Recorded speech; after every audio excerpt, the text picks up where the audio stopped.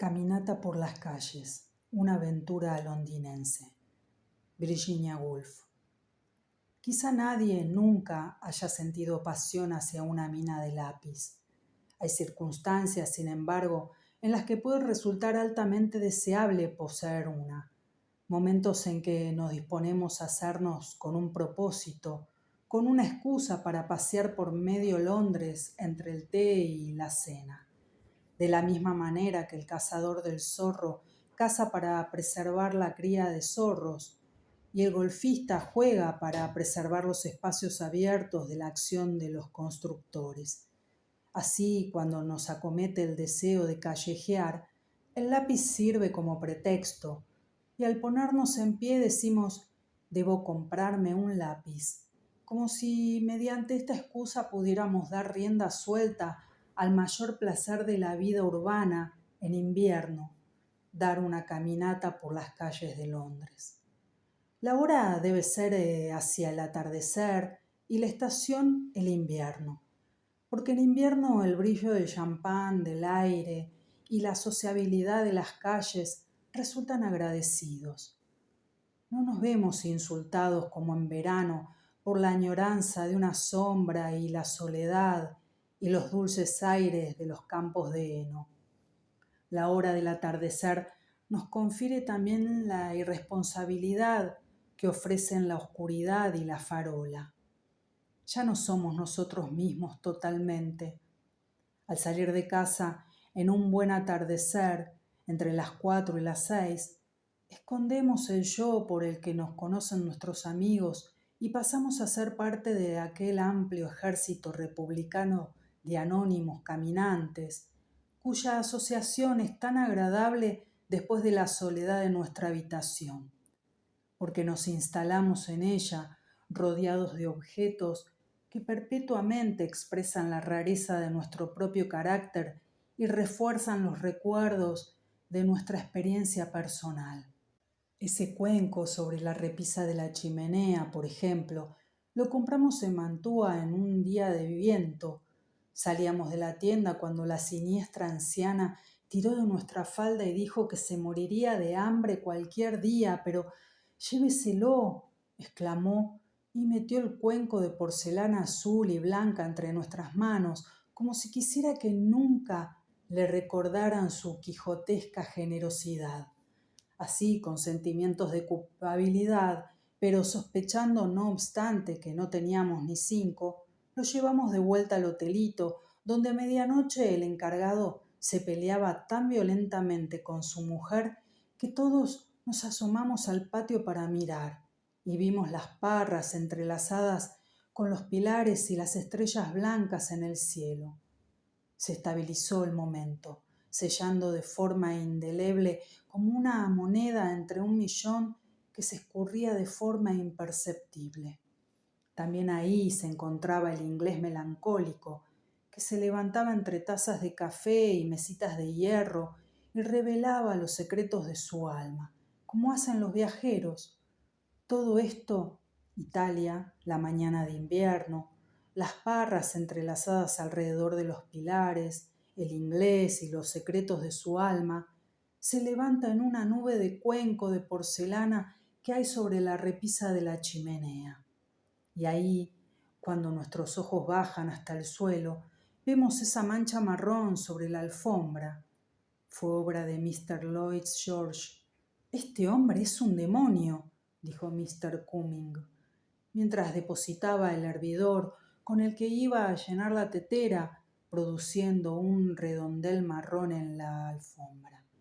Pero cuando la puerta se cierra detrás de nosotros, todo aquello se desvanece.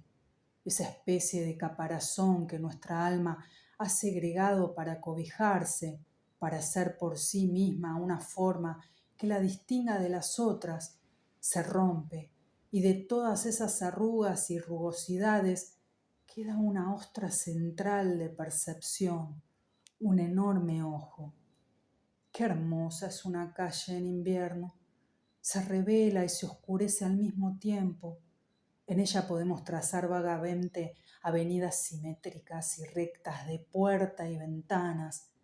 En ella Bajo la farola flotan islas de pálida luz, a través de las que pasan rápidamente vivaces hombres y mujeres que, a pesar de su pobreza y de su desaliño, tienen cierto aspecto de irrealidad, un aire de triunfo, como si hubieran dado esquinazos a la vida y ésta, decepcionada ante su presa, anduviera a ciegas sin ellos. Pero a fin de cuentas solo nos deslizamos suavemente sobre la superficie. El ojo no es un minero, ni un submarinista, ni un buscador de un tesoro enterrado. Nos hace flotar mansamente, descansando, haciendo una pausa, durante la cual la mente quizá duerme mientras mira. Qué hermosa es una calle de Londres entonces, con sus islas de luz y sus largas grutas de oscuridad, y a un lado tal vez un espacio salpicado de árboles, hierba crecida, se repliega en sí misma para dormir de forma natural y, cuando uno pasa por delante de las barandillas de hierro, oye esos crujiditos y movimientos de hojas y ramitas que parecen suponer el silencio de los campos que las rodean, el ulular de una lechuza y a lo lejos el traqueteo de un tren en el valle. Pero esto es Londres, nos recuerdan. En lo alto de los árboles desnudos cuelgan estructuras rectangulares de luz amarilla y rojiza, ventanas. Hay puntos de brillo que arden fijamente como estrellas bajas, farolas. Este solar que contiene el campo en él y su paz es solo una plaza de Londres, agredida por oficinas y casas donde hasta ahora unas luces altivas queman sobre mapas, sobre documentos, sobre mesas de despachos, donde unos oficinistas pasan el índice humedecido por las carpetas de infinitas correspondencias, o más apagadamente la luz de la lumbre ondula y la farola cae sobre la privacidad de alguna sala de estar, sus butacas, sus periódicos, su porcelana, su mesa dispuestas, y la figura de una mujer que cuenta cuidadosamente el número exacto de cucharadas de té, que mira hacia la puerta como si hubiera escuchado el timbre abajo y alguien preguntara: ¿hay alguien en casa? Pero debemos detenernos perentoriamente. Corremos el peligro de cavar más hondo de lo que la mirada prueba. Estamos dificultando nuestro paso por la suave corriente a fuerza de atrapar cierta rama o raíz. En cualquier momento, el dormido ejército puede removerse y despertar en mil violines y trompetas a modo de respuesta. El ejército de seres humanos puede moverse e imponer todas sus rarezas y sufrimientos y miserias. Tardemos un poco más. Contentémonos solo con lo superficial, el brillo satinado de los autobuses, los carnales esplendores de las carnicerías, con sus ijadas amarillas y sus bistecs morados, los ramos de flores azul y rojas que brillan tan fieramente a través del cristal de los escaparates de las floristerías. Porque el ojo tiene esta extraña propiedad, solo se posa sobre la belleza, como una mariposa busca el color y disfruta del calor. En una noche de invierno como esta, cuando la naturaleza se ha afanado en limpiarse y pavonearse, nos devuelve el más bonito de los trofeos. Suelta pequeños terrones de esmeralda y coral, como si la tierra entera estuviera hecha de piedras preciosas. Lo que no puede hacer, hablamos del ojo medio y no profesional, es componer estos trofeos de manera tal que hagan salir a la superficie los más oscuros ángulos y relaciones. De ahí que al cabo de una dilatada dieta de esta dosis sencilla, azucarada, de belleza pura y sin arreglar, llegamos al ser conscientes de la saciedad. Nos detenemos ante la puerta de una zapatería y damos alguna pequeña excusa que nada tiene que ver con la auténtica razón, para plegar la brillante parafernalia de las calles y retirarnos a un cuarto más oscuro del ser, donde podamos preguntar mientras levantamos nuestro pie izquierdo, obedientemente, sobre el taburete. Entonces, ¿cómo te sientes siendo una enana? Entró escoltada por dos mujeres que, como eran de estatura normal, parecían benévolas gigantas a su lado. Sonrieron a las dependientas y parecían negar cualquier tipo de deformidad en ella, mientras las tranquilizaban con su protección. Ella mostraba una expresión irritada pero justificativa, habitual en las caras de los deformes. Necesitaba su amabilidad, pero la resentía. Sin embargo, cuando las gigantas emplazaron a la dependienta y con sonrisa indulgente le pidieron zapatos para esta dama, y la muchacha empujó el pequeño taburete delante de ella, la nena clavó su pie con una impetuosidad que parecía reclamar toda nuestra atención. Miren, miren, parecía pedirnos, adelantando el pie, porque he aquí que era el pie bien formado, perfectamente proporcionado, de una mujer adulta. Era arqueado, aristocrático. Toda su manera de ser cambió al mirarlo reposar sobre el taburete. Se veía tranquila y satisfecha. Su manera de ser se llenó de confianza en sí misma. Pidió un zapato tras otro, se probó un par tras otro, se puso en pie e hizo piruetas delante de un espejo que solo reflejaba el pie dentro del zapato amarillo, zapatos de color pardo, zapatos de piel de lagarto. Se recogió la faldita y dejó al descubierto sus pequeñas piernas. Ella pensaba que, a fin de cuentas, los pies son la parte más importante de una persona. Las mujeres, decía para sí, han sido amadas solo por sus pies. Al no ver nada excepto sus bellos pies, se imaginaba quizá que el resto de su cuerpo armonizaba con ellos. Vestía pobremente, pero estaba dispuesta a derrochar todo el dinero en sus zapatos. Y como era la única ocasión en que no tenía que la miraran, sino que decididamente suspiraba por recibir atención, estaba dispuesta a utilizar cualquier truco para prolongar el momento. Miren mi pie, parecía decir, cuando daba un paso aquí y allá. La dependienta amable debió de decirle algo halagador, porque de repente la cara de la enana se iluminó extasiada. Pero a fin de cuentas, las gigantas, aunque eran benevolentes, también tenían cosas que hacer. Ella debía tomar una decisión, debía resolver con cuáles se quedaba. Al final escogió un par y al caminar entre sus guardianas, con el paquete colgando de un dedo, se desvaneció el éxtasis, volvió la realidad, regresó al previo mal humor, a la previa justificación, y cuando salió a la calle era solo una enana. Pero había hecho que los ánimos cambiasen, había convocado un ambiente que, cuando la seguimos por la calle, parecía creada a los jorobados, a los torcidos, a los deformes.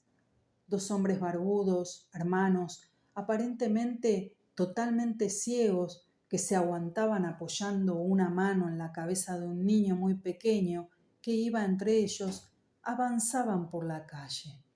Caminaban con el inflexible y trémulo paso de los ciegos, que parece prestar a su acercamiento algo del terror y lo inevitable del destino que se ha cernido sobre ellos. Cuando pasaron manteniéndose erguidos, el pequeño convoy parecía cortar en dos a los transeúntes con el ímpetu de su silencio, su franqueza, su desastre.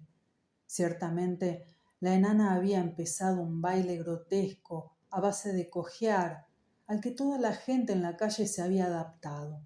La robusta dama apretadamente envuelta en brillante piel de foca, el niño deficiente mental que chupaba el pomo de plata de un bastón, el anciano sentado en un peldaño como si, repentinamente, superado por lo absurdo del espectáculo humano, se hubiera instalado a contemplarlo. Todos se reunieron en la cojera y el zapateado del baile de la enana. ¿En qué hendeduras y grietas, podríamos preguntarnos, se aloja esta compañía mermada de tullidos y ciegos?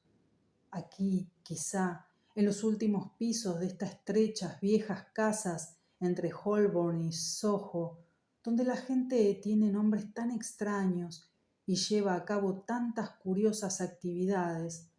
Son buscadores de oro, hacen fuelles de acordeón, forran botones, o se ganan la vida de una forma aún más fanática, traficando con tazas sin platos, manillas de paraguas de porcelana e imágenes muy coloreadas de santos martirizados.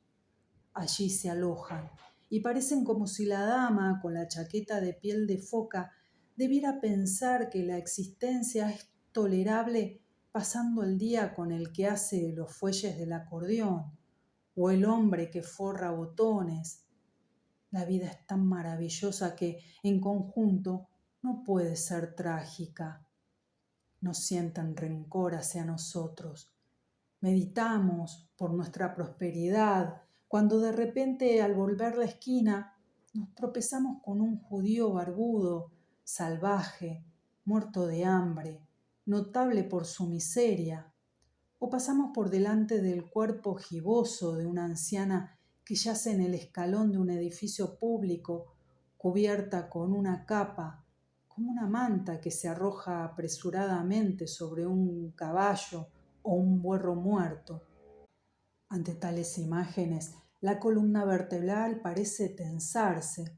Los nervios que la recorren lanzan una repentina llamarada ante nuestros ojos. Se formula una pregunta que nunca recibe respuestas. Demasiado a menudo, estos abandonados eligen yacer a un paso de teatros, a un tiro de piedra de los organillos, casi mientras llega la noche, casi rozando los trajes con lentejuelas y las brillantes piernas de comensales y bailarines. Yacen cerca de escaparates donde se ofrecen comercio a un mundo de ancianas tumbadas en escalones, hombres ciegos, enanos que cojean, sofás sustentados con cuellos dorados de orgullosos cisnes, mesas dispuestas con multicolores cestas de frutas, aparadores con tableros de mármol verde, que es el mejor para aguantar el peso de las cabezas de jabalí, y alfombras tan reblandecidas por la edad que sus claveles casi se han esfumado en un mar verde pálido.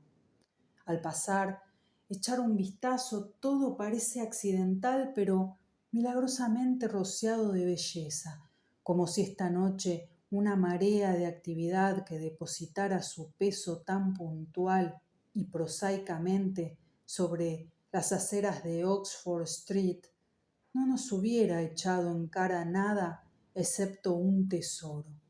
Sin pensar en comprar, el ojo es juguetón y generoso, crea, adorna, realza.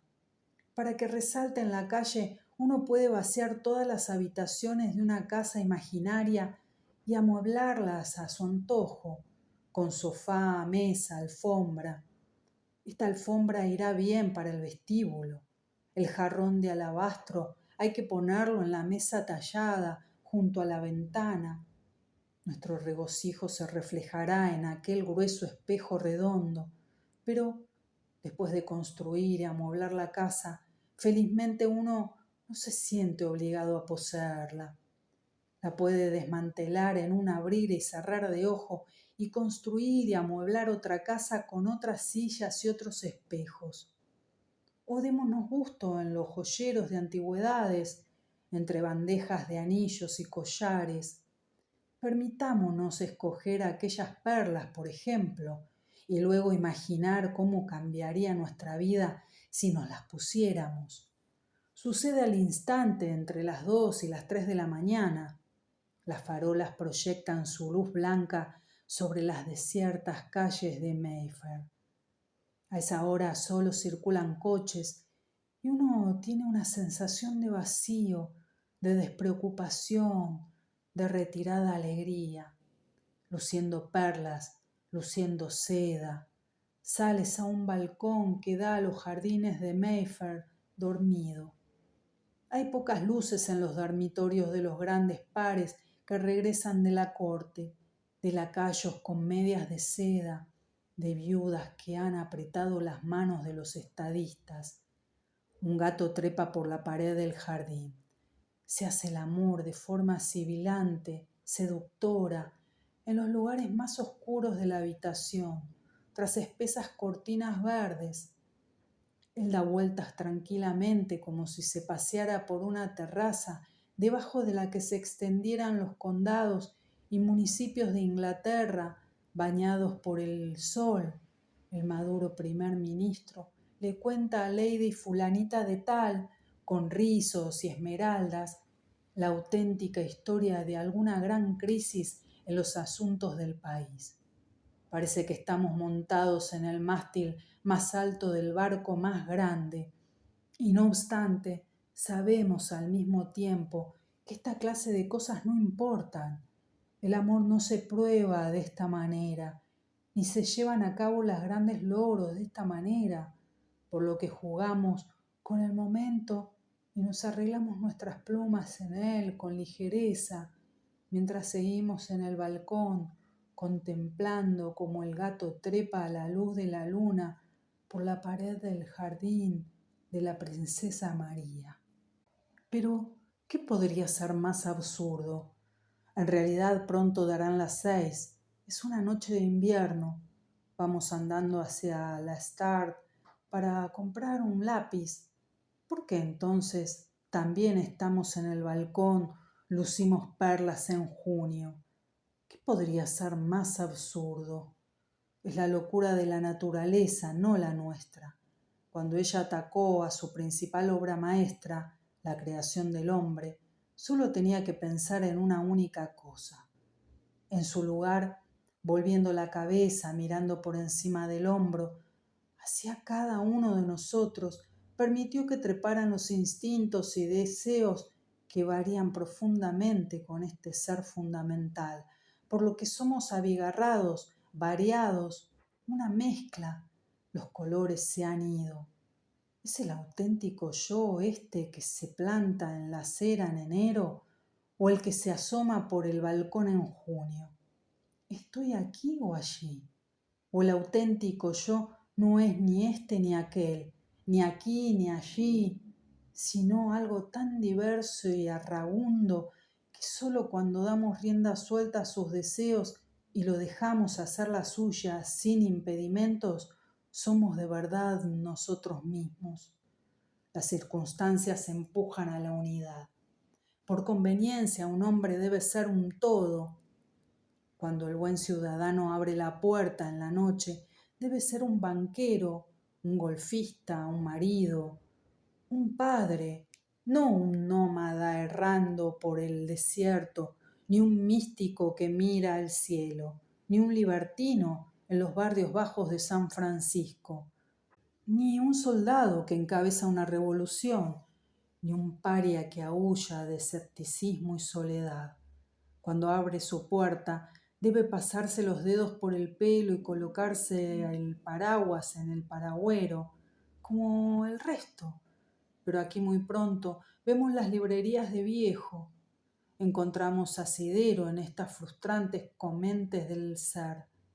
Nos equilibramos después de los esplendores y las miserias de las calles. La visión misma de la esposa del librero con su pie en el guardafuego, sentada junto a un buen fuego de carbón, resguardada de la puerta, resulta sensata y animada. Ella nunca lee, o solo lee el periódico.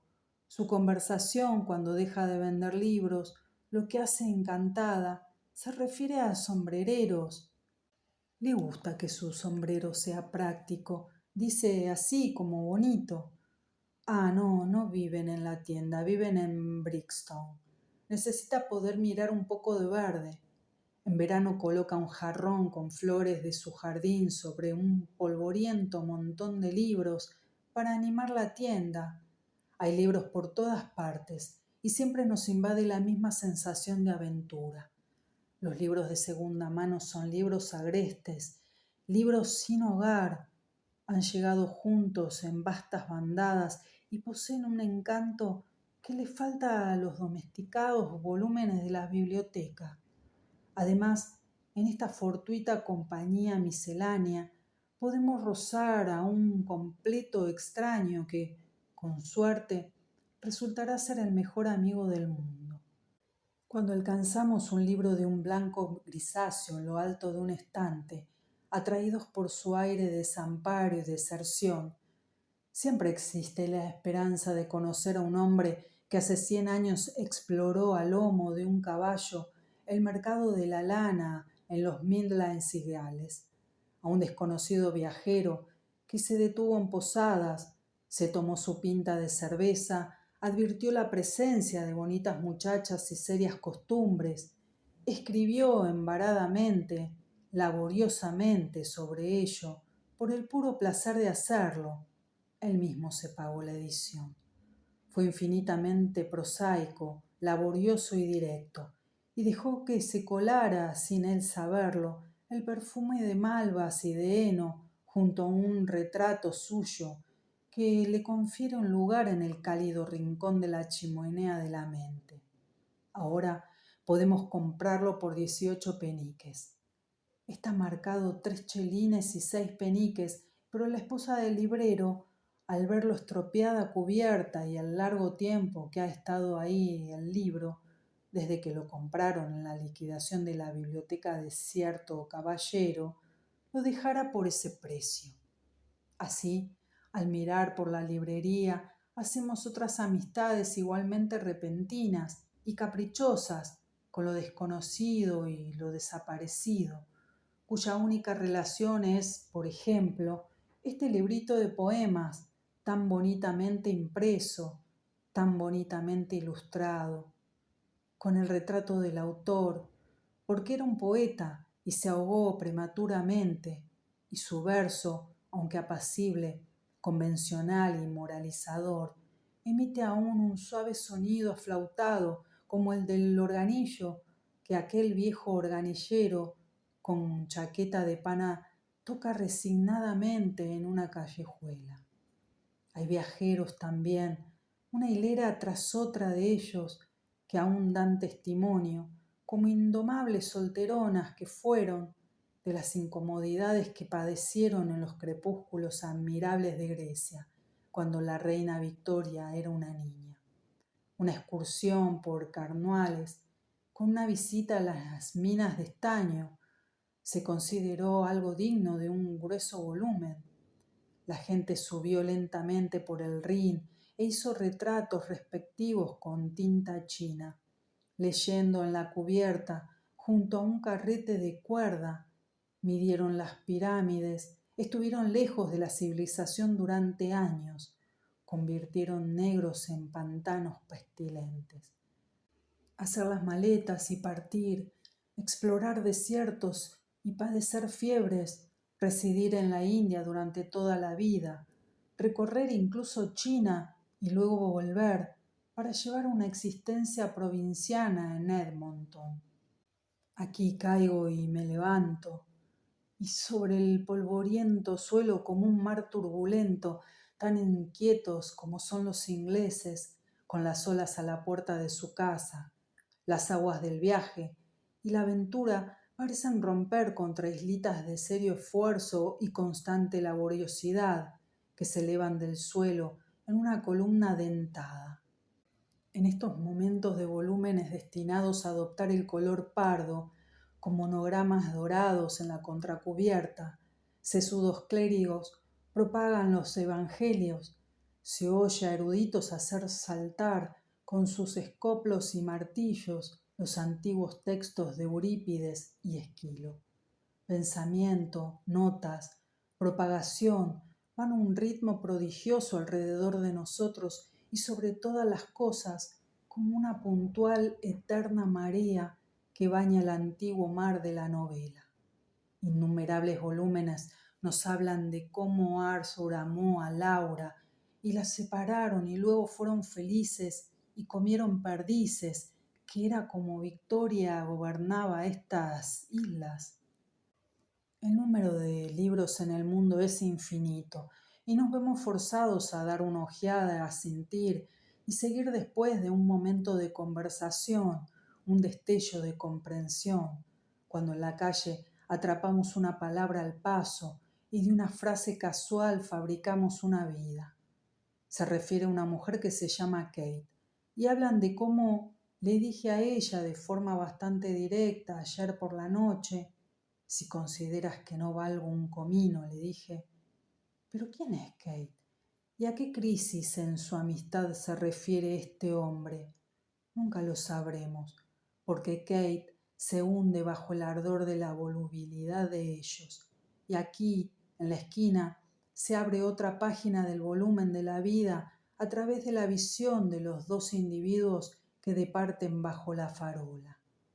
Explican detalladamente el último telegrama de Newmarket en las noticias de la última hora de la prensa. ¿Acaso piensan que la fortuna nunca convertirá sus harapos en pieles y velartes? Los envolverá con cadenas de reloj y plantará agujas de corbata de diamante donde ahora hay una deshilachada camisa abierta. Pero hasta ahora la principal corriente de viandantes pasa demasiado rápido para que le formulemos tales preguntas. Están sumidos en este breve tránsito del trabajo al hogar en un sueño narcótico, ahora que se ven libres de la mesa de oficina y sienten el viento en sus mejillas.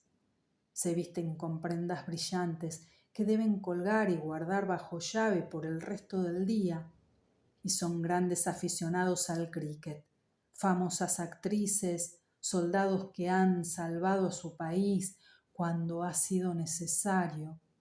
Sueñan, gesticulan, a menudo musitan unas palabras, se arrastran por el Strand y cruzan el puente de Waterloo, donde se dirigirán en trenes traqueteantes hacia una remilgada torrecita en Barnes o Surbiton, donde la visión del reloj en el vestíbulo y el olor de la cena en la planta baja perforan el sueño. Pero ahora hemos llegado al Strand, y mientras vacilamos en el bordillo, una pequeña vara del tamaño de nuestro dedo empieza a establecer su compás a través de la velocidad y la abundancia de la vida. La verdad es que debo, la verdad es que debo. Así son las cosas. Sin investigar la demanda, la mente se encoge ante el habitual tirano. Uno siempre debe hacer esto o aquello. No está permitido que sencillamente disfrutemos. ¿No era por esta razón que hace un tiempo fabricamos la excusa e inventamos la necesidad de comprar algo? ¿Pero qué era? Recordamos, era un lápiz. Vamos, pues, a comprar ese lápiz. En cuanto nos decidimos a obedecer la orden, sin embargo, otro ya disputa el derecho del tirano a insistir. Aparece el habitual conflicto. Extendida tras la vara del deber, vemos el Támesis, sombrío y tranquilo, en toda su anchura. Y vemos a través de la mirada de alguien que se apoya en el embarcadero en un atardecer de verano, sin ninguna carga en el mundo. Olvidemos comprar un lápiz, vayamos en busca de esta persona, y pronto resulta que esta persona somos nosotros mismos, porque si pudiéramos estar ahí donde estuvimos hace 6 meses, ¿acaso no estaríamos de nuevo como estamos entonces, tranquilos, distantes, contenidos? Intentémoslo, pues. Pero el río es más áspero y más gris de lo que recordábamos. La corriente se dirige al mar, arrastra con ella a un remolcador y a 2 barcazas, cuya carga de paja está apretadamente atada debajo de los alquitradas lonas. También hay, muy cerca de nosotros, una pareja que se apoya contra la balaustrada con la curiosa falta de timidez propia de los enamorados, como si la importancia del asunto en el que están metidos reclamara, sin cuestionarla, la indulgencia de la raza humana. Las panorámicas que vemos y los sonidos que oímos ahora no poseen la calidad del pasado, ni compartimos la serenidad de la persona que hace 6 meses estaba donde estamos ahora nosotros. La suya es la felicidad de la muerte, la nuestra la inseguridad de la vida. Él no tiene futuro. En cuanto a nosotros, el futuro invade nuestra paz. Solo cuando nos volvemos hacia el pasado y tomamos el de él, el elemento de incertidumbre, podemos disfrutar de una paz perfecta. ¿Cómo son las cosas? Debemos girar sobre los talones y atravesar de nuevo el Strand. Debemos encontrar una tienda donde, incluso a esta hora, estén dispuestos a vendernos un lápiz. Siempre es una aventura entrar en un lugar nuevo, porque las vidas y los caracteres de sus propietarios han destilado su atmósfera dentro de ella. Y cuando entramos directamente nos encontramos frente a cierta nueva ola de emoción. Aquí, en la papelería, salta a la vista que la gente se ha peleado. Su ira se mascaba en el aire. Ambos se interrumpieron. La anciana, eran marido y mujer evidentemente, se retiró a una habitación trasera. El anciano, cuya frente redondeada y sus ojos saltones habrían quedado bien en el frontispicio de algún infolio isabelino, se quedó para despacharnos. Un lápiz, repitió. Claro, claro. Habló distraídamente, pero con la efusión de uno a quien habían excitado y cuyas emociones habían puesto a prueba. Empezó por abrir una caja tras otra para cerrarlas a continuación. Dijo que resultaba muy difícil encontrar algo cuando se tenían tantos artículos distintos. Se lanzó a contar una historia sobre cierto abogado que se había metido en problemas por culpas de su esposa. Él lo conocía desde hacía años. Había tenido relación con los tribunales de justicia durante medio siglo, como si deseara que su esposa, que se hallaba en la habitación trasera, lo oyera. Hurgó en un cajón de gomas. Al fin, exasperado por su incompetencia, abrió la puerta de par en par y exclamó con aspereza: ¿Dónde guardas los lápices? Como si su esposa los hubiera escondido. Apareció la anciana sin mirar a nadie, apoyó una mano con un elegante ademán de justificada severidad en la caja correcta. Había lápices. ¿Cómo podría apañárselas él sin ella? ¿No le era indispensable? Para mantenerlos allí, uno al lado del otro, en una forzada neutralidad, había que ser cuidadoso a la hora de elegir un lápiz. Este era blando, aquel demasiado duro. Los ancianos permanecían en silencio, observando. A medida que pasaba el tiempo, se tranquilizaban, disminuía su ardor, desaparecía su rabia. Sin intercambiar una pelea, ponían punto final a la pelea. El anciano, que no habría desentonado en la portada de una obra de Ben Jonson, devolvía la caja al lado correcto, nos daba las buenas noches y se marchaba con su esposa. Ella sacaría su labor, él leería su periódico, el canario lo salpicaría con semillas. Habían dejado de reñir. En los minutos que ha durado la búsqueda de un fantasma, una pelea tranquila y se ha adquirido un lápiz, las calles se han quedado totalmente vacías. La vida se ha retirado al piso de arriba y se han encendido las luces. El pavimento estaba seco y era duro. La vía era de plata, bruñida. Andando a casa, a través de la desolación, uno podía contar la historia de la enana, de los hombres ciegos, de la fiesta en la mansión de Mayfair, de la pelea de la papelería. En cada una de estas vidas era posible avanzar por un pequeño camino, lo bastante lejos como para hacernos la ilusión de que no estamos atados a una sola mente, sino que brevemente podemos adaptarnos a los cuerpos y mentes de los otros. Uno podía convertirse en una lavandera, en la patrona de un pub, en una cantante callejera. ¿Y qué hay más delicioso y maravilloso que abandonar las rígidas líneas de la personalidad y desviarse por esos senderos que conducen entre zarzas y gruesos troncos al corazón del bosque donde viven esas bestias salvajes, nuestros prójimos? Es cierto, escaparse en el mayor de los placeres, emprender una caminata por las calles en invierno, la mayor de las aventuras.